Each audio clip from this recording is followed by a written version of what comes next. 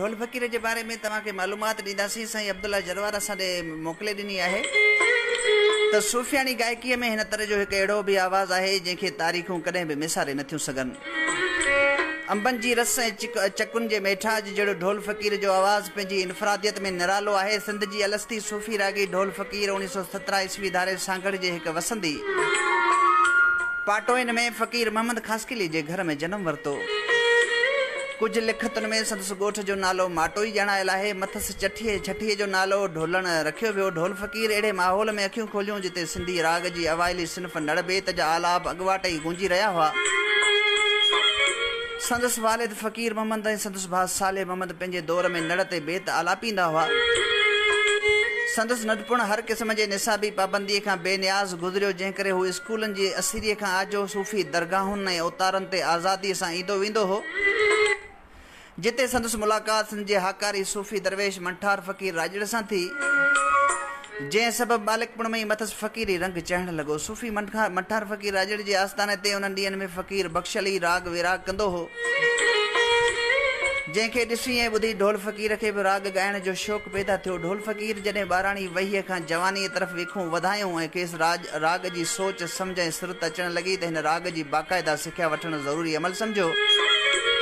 उन करे हिन राग जी बुनियादी सिख्या लाइ ज़िले सांगड़ जे ॻोठ मरी खाईअ में उस्ताद हाजी इस्माइल खां यकतारे वॼाइण जी सिख्या वरिती,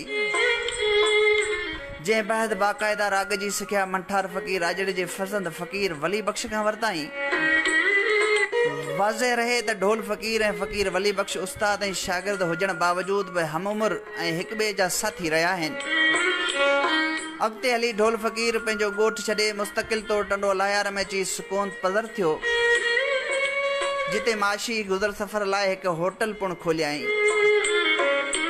ढोल फ़क़ीर विरहाङे खां सतत पोइ पंहिंजे मुर्शिद मखदूम मोहम्मद ज़मा तालिबुल मौला जी मरफ़त सां रेडियो पाकिस्तान कराचीअ ते मुतारिफ़ थियो,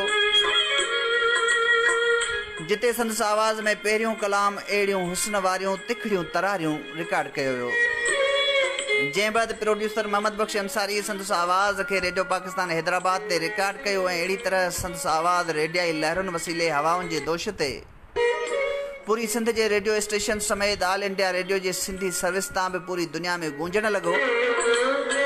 जॾहिं त पाकिस्तान टेलीविज़न कराची जे सेंटर ते खेसि पहिरियों भेरो प्रोड्यूसर अब्दुल करीम बलोच मुतारिफ़ करायो। ढोल फ़क़ीर सिंध जो सुरीलो सभा जो मिठड़ो ऐं महबूब सूफ़ी रागी हो, जंहिं सिंधी मुसीक़ीअ में काफ़ीअ जी गायकीअ सां गॾु दास्तान गोईअ जे फ़न खे बि जला बख़्शी पाण पंहिंजे मुनफ़रद ऐं सुरीले अंदाज़ सां विच काफ़ीअ में खन पल लाइ रिदम बंदि करे दास्तान बयानु करण में महारत रखंदो हो। संदसि अहिड़े अंदाज़ खे सदारंगी अंदाज़ पिणु सॼो वञे थो। ढोल फ़क़ीर शाह साईं सचल सरमस्त मिस्री शाह महमूद फ़क़ीर खटियाण नवाब वली मोहम्मद लगारी ऐं ॿियनि शाइरनि जो कलाम ॻायो हो। मखदूम मोहम्मद ज़मा तालिबुल मौला ऐं मंठार फ़क़ीर राजड़ जो अक़ीदतमंद हुजण करे संदसि शाइरी दिल और जान सां ॻाईंदो हो। संदसि आवाज़ में ॻायल मशहूरु कलामनि में लाइत निमाणीअ सां नींहं सूर ऐं नहीअ साड़ी हुजे विया हलिया, उमिरि मूं नथा विसरनि वेड़ी चंजा वाड़ा, हिकिड़ी ॻाल्हि चवां मन का मोहब मञे, बेहद मशहूरु थिया। ढोल फ़क़ीर खे संदसि फ़न जे एवज़ 23 मार्च 1989 ईस्वी ते हुकूमत पाकिस्तान तरफ़ां सदारती अवार्ड बराए हुस्न कारकर्दगी पाकिस्तान जे अॻूणे सदर ग़ुलाम इसा ख़ान जे हथां ॾिनो वियो। उनखां सवाइ खेसि लतीफ़ अवार्ड ऐं ॿिया बि खोड़ सारा अवार्ड पिणु ॾिना विया। ढोल फ़क़ीर 22 जून 1992 ईस्वी ते वफ़ात कई। संदसि मज़ार टंडो लायार में आहे। संदसि फर्ज़ंद फ़क़ीर मोहम्मद ढोल फ़क़ीर फाउंडेशन नाले इदारो क़ाइमु करे अशात जो कमु करे रहियो आहे ऐं हू बि पाण बि वालिद जा केतिरा कलाम सुरीले आवाज़ में ॻाईंदो आहे। ख़ुदादाद जरवार बि असांखे कुझु मालूमात मोकिली आहे ढोल फ़क़ीर जे हवाले सां त सिंध जे हिन धरतीअ अनेक फ़नकार पैदा कया आहिनि, जिन पंहिंजी निराले अंदाज़ ऐं सूफ़ियाने रंग सां माण्हुनि जूं दिलियूं झुमायूं आहिनि। अहिड़नि ई अमर आवाज़नि मां हिकु आवाज़ मरहूम ढोल फ़क़ीर जो बि आहे। ढोल फ़क़ीर 1917 ईस्वीअ में पैदा थियो ऐं संदसि वफ़ात 22 जून 1992 ईस्वीअ ते थी। मरहूम ढोल फ़क़ीर जे ॻाइण जो पंहिंजो अंदाज़ हूंदो हो। ढोल फ़क़ीर अहिड़ो मोहबती फ़नकार हो जंहिंजी झुंगार ऐं मिठड़नि ॿोलनि सां महफ़िल मची वेंदी हुई।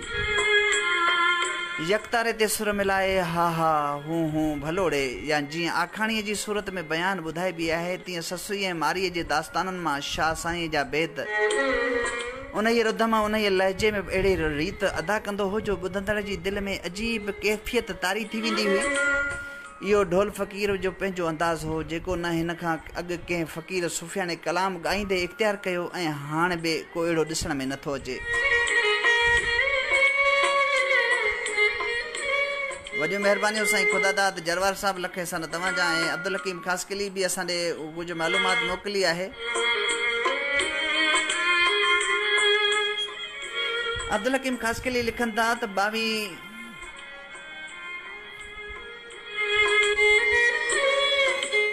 सिंध जे नामवर रागी ढोलण फ़क़ीर वलद फ़क़ीर मोहम्मद ख़ासकिली 1921 ईस्वी धारे पाटोयूं ज़िले मीरपुर ख़ास में जनम वरितो।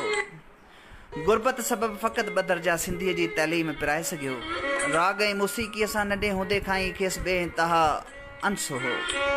हिन राग जो फ़न ओतारनि मकाननि दरगाहुनि ऐं मेड़नि मलाखड़नि में ॻाए वॼाए ॿियनि वॾनि गोयनि ऐं ॻाइणनि खे ॿुधी सिखियो। इहो ई सबबु आहे जो ढोल फ़क़ीर जे ॻाइण में जज़्बनि जो इज़हार ऐं रागिणी जी सचाई ऐं फ़न जी महारत नज़र अचे थी। ढोल फ़क़ीर बाक़ाइदे मौसीक़ीअ जी तइलीम पहिरीं मक़ामी तौरु मशहूरु फ़नकार इस्माइल खां वरिती। उन खां पोइ मशहूरु सूफ़ी शाइर मंठार फ़क़ीर राजड़ जे पोटे वली बख़्श वटि बाक़ाइदगीअ सां सिखियो। ढोल फ़क़ीर नंढपण जे ज़माने में क्लासिकल रागिन खां भक्ति बि ॿुधी हुई जंहिंजो मथस असरु इहो थियो त कॾहिं कॾहिं कालाम सुर में ॻाईंदे ॻाईंदे बिल्कुलु भक्तनि वांगुरु विच में बीही ॾोहीड़ो बग़ैर रागिणीअ जे तहत लफ़्ज़ चई ॾींदो हो जेको संदसि मख़सूस अंदाज़ हो। उन सां गॾोगॾु बाक़ाइदे रागिणी ऐं उन जा ज़ाब्ता नज़र में रखंदे बि ॾोहीड़ा ॾींदो हो। ढोल फ़क़ीर दास्तान गोई बि कई संदसि आलाप निरालो हो। ॾोहीड़नि सां गॾोगॾु जिते चाहींदो हो उते ॻाल्हाइण बि शुरू करे छॾींदो हो जेको हुन जे कलाम जे मफ़हूम खे वेतर असराइतो कंदो हो। सामाइन खे उनखे सम्झण में ॾुखियाई महसूसु न थींदी हुई।